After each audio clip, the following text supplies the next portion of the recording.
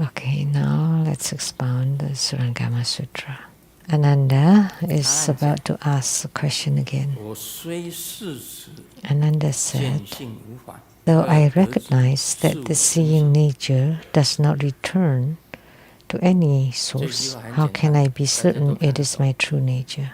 This is simple, everybody understands. Although I've heard Sakyamuni Buddha told us what wondrous, luminous, true mind is, and it is non-returning, which means I've talked about the 5 non-returning heavens.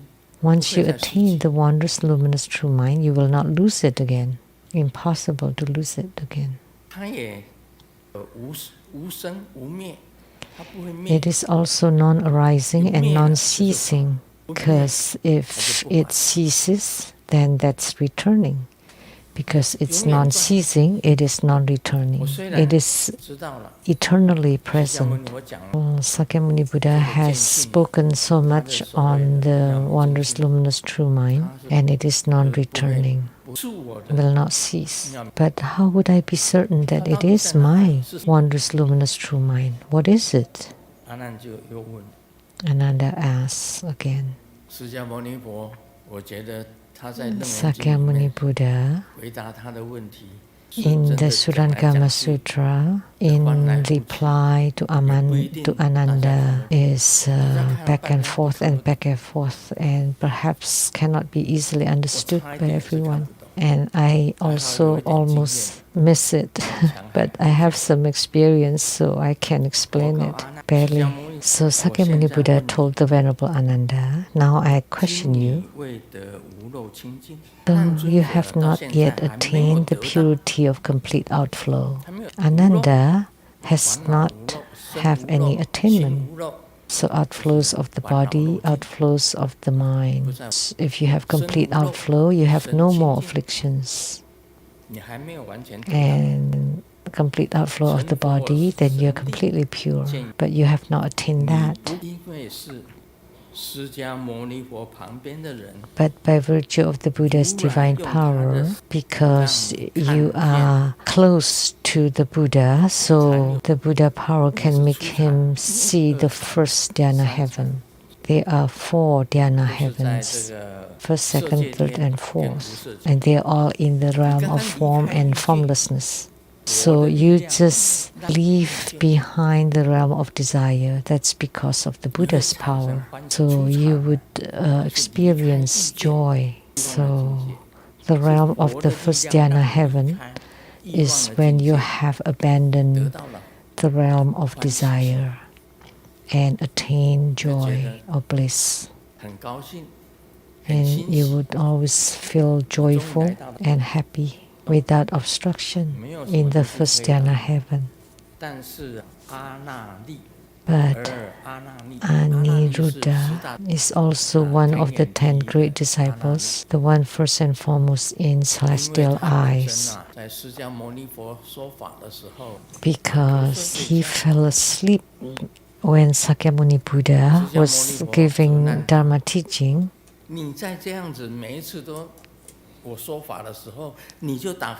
So Sakyamuni Buddha reprimanded him. You're always drowsing when I give Dharma teaching, so in your future lives you would become a clam, forever stay inside the clam, the shells of the clam, and you would never see the broad daylight. But actually, afternoon nap time is important. But when the Buddha is giving Dharma teaching, you should listen to the Dharma teaching, and yet he fell asleep. So he was reprimanded by Sakyamuni Buddha. So he made the vow to never fall asleep again. But that won't do, right? The doctors say if you never sleep, and because he never slept, he went blind. His eyes could not see anything, but he was still very diligent. And ultimately, he gained the celestial eyes. So upon attaining the celestial eyes, can see the entire Jambudvipa continent as clearly as an amala fruit in his palm.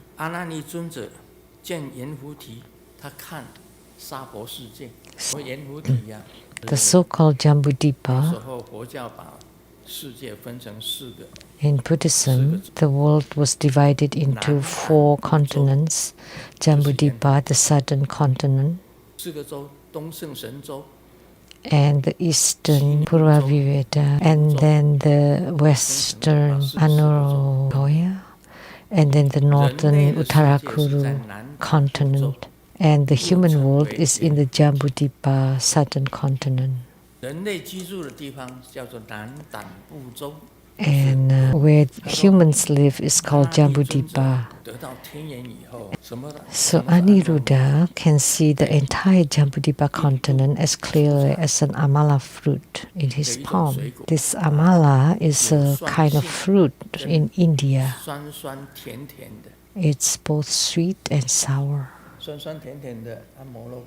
Does it exist? Yeah, immediately. It looks like grapes.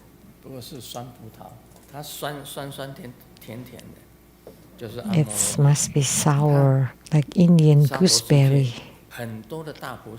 Many great bodhisattvas can see hundreds or thousands of realms, and the Tathagatas throughout the 10 directions.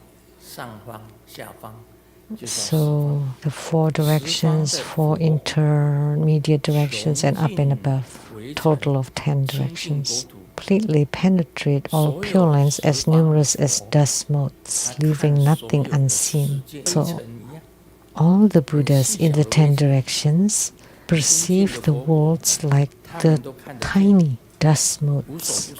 They can see all of them, leaving nothing unseen. While ordinary beings cannot clearly discern anything beyond a few inches, like we in the saha world, we can only see a little bit. What we can see is very, very little. Bodhisattvas can see a lot. The Buddhas can see even more. Aniruddha can see the whole saha world with his celestial eyes.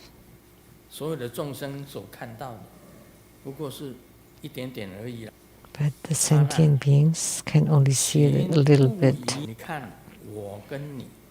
Ananda, look how you and I observe the palaces of the 4 heavenly kings, and all phenomena traversing water, land, and sky. They manifest through various forms of brightness and obscurity. They are nothing but remnants of discernment, hindrances. So you can see clearly the palaces of the 4 heavenly kings. Some are bright, some are dim, and there are many discernments and differentiation. At such a time, you should use your seeing to differentiate you and the others. So I shall guide you to discern within your visual perception what is you and what is the object. Now you see what is an object and what is the wondrous, luminous, true mind. You should have this discernment.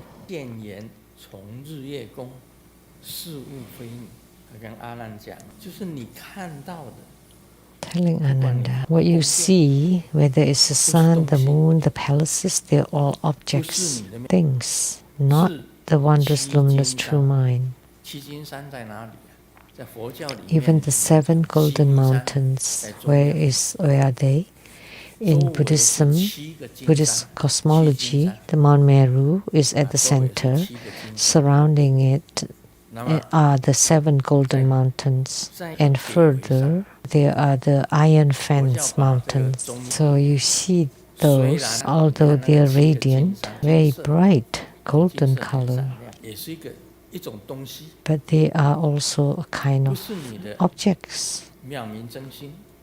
They are not your wondrous, luminous, true mind. continue to observe clouds rising, birds flying, wind moving, dust stirring, trees, mountains, rivers, grasses, humans and animals. They're all objects and not your wondrous luminous true mind. Ananda, whether near or far, all these objects, though they may differ, are all seen through the same clear, pure faculty of seeing. The objects are varied, but the seeing nature is without distinction. This clarity and marvelous brightness is the seeing nature. So he said, things are things. Wondrous luminous true mind is wondrous luminous true mind. Like today, in front we see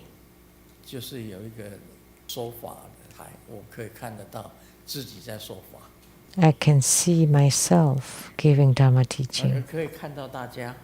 I can see all of you, I can see the walls and the 4 heavenly kings there, the blessing lights. The mural of Padma Kumara, Sakyamuni Buddha. I can see all the Buddhas and bodhisattvas, and there's no sunlight out there, so cannot see the outside. And in the past, we could see the Lake Samamas from here, but now because they built houses, the view is blocked. So human eyes are limited, can only see a little bit, and what they see is only things, not the wondrous luminous true mind.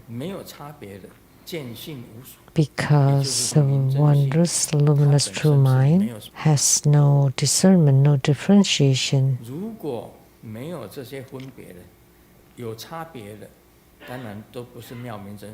Anything with differentiation or distinction or discrimination is not the wondrous luminous true mind.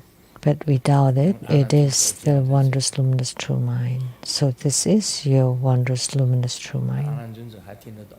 That's what the Buddha told Ananda. Did Ananda understand? I think he did not. Do you understand? Master Lian Ning, do you understand?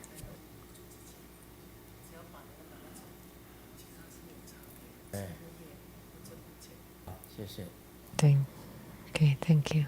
So the wondrous luminous true mind has no differentiation in everybody's body. There is no difference. Let me give an example. Because up till now, Ananda still could not understand. Even if we continue, he still could not understand. Why Aniruddha can see the whole saha world? Because he gained celestial eyes. He had celestial eyes. He was blind, but he could see the whole saha world. And those with eyes cannot see the saha world. You can only see a few inches, and just a wall, it would block you and you cannot see anything. But the blind person can see everything. What is the one that can see? That's the wondrous luminous true mind. In Alaska, we can see the aurora, the northern light. But here we cannot. So to see the aurora, you have to board the ship, the cruise to Alaska, and to see the aurora at night. Has Lian He been to Alaska? Did you see the aurora? Yes.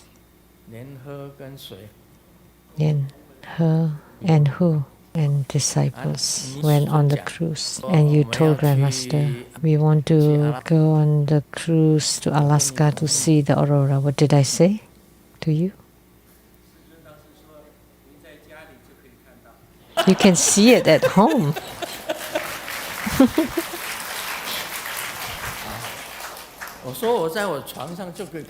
I said I can see the aurora on my bed.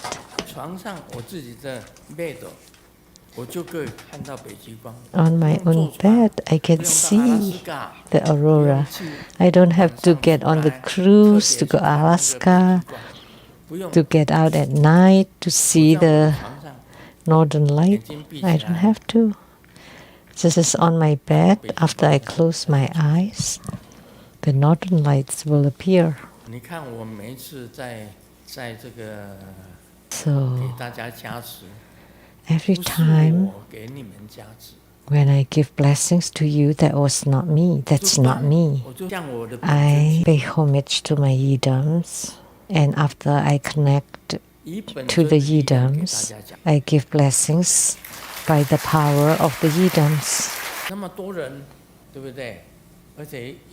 There are so many people, and sometimes during the grand ceremony, oh wow, so many people. So I must be in union with my yidams to give blessings to everyone. So that's the power of the yidams, to bless everyone. How would I know if the yidams come or not? It relies on that mind, not the ordinary mind of most people. The ordinary mind cannot be in union with the yidams. The one that can be in union with the yidams is the wondrous, luminous, true mind. So, the one that can see what others cannot see is the wondrous, luminous, true mind. That's the analogy I give. That's a bit closer. Every time before meals, we make offering and form the offering mudra and chant. And we often make offerings to the spirits, like after the noon practice. So you make offering of the Garuda, all the yaksas, haritis, and the wandering spirits. May you be filled with sweet nectars, and then you sprinkle the water and rice. And you transform the rice to become mountains of rice, and the water to become sweet nectar, and offered to all the spirits and ghosts and gods. But do you know if they come and accept the offering or not?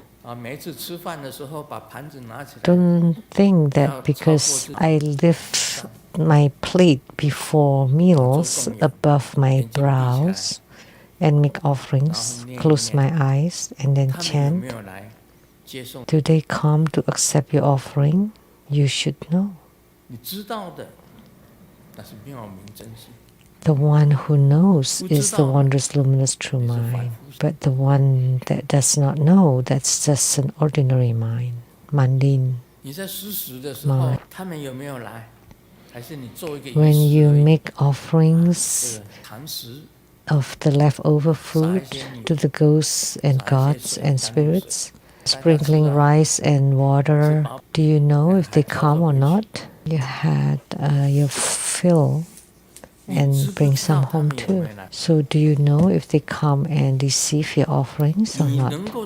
If you can know, that's your wondrous, luminous, true mind.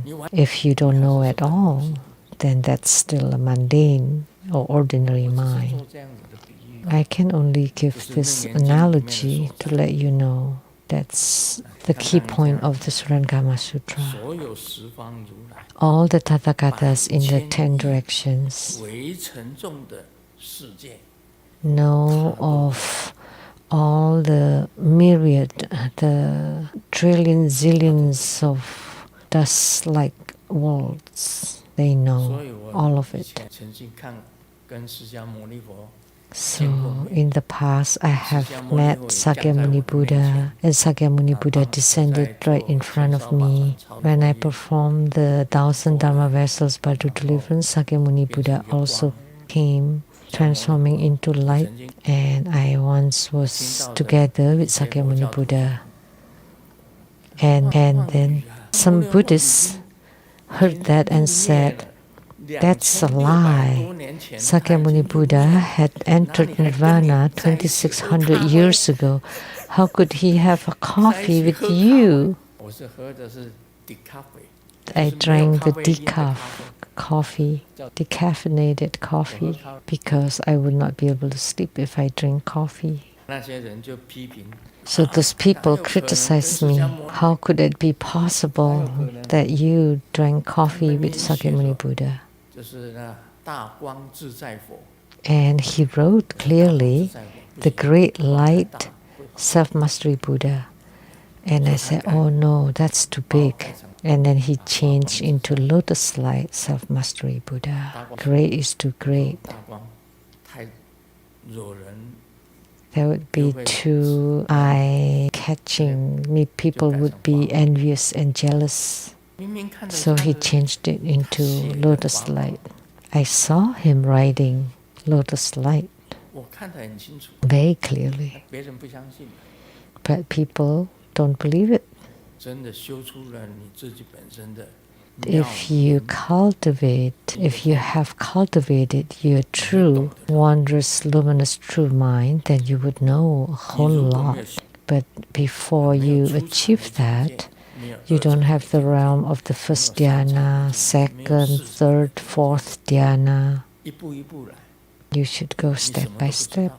If you don't know anything, you're just a mundane being. Even if you become an acharya, a master, you're just a mundane person, even after becoming a master. So, this is, I'm telling you, Ananda could not understand what is wondrous, luminous, true mind. Where is it? And Sakyamuni Buddha explained it, but not many people understood the explanation, and it's getting more and more difficult. Who understood this? That's the Dharma teaching through debates. It's like anything that's opposites or dualistic, that's not the marvelous, wondrous true mind. But the absolute is the wondrous, luminous, true mind. So this is a long passage.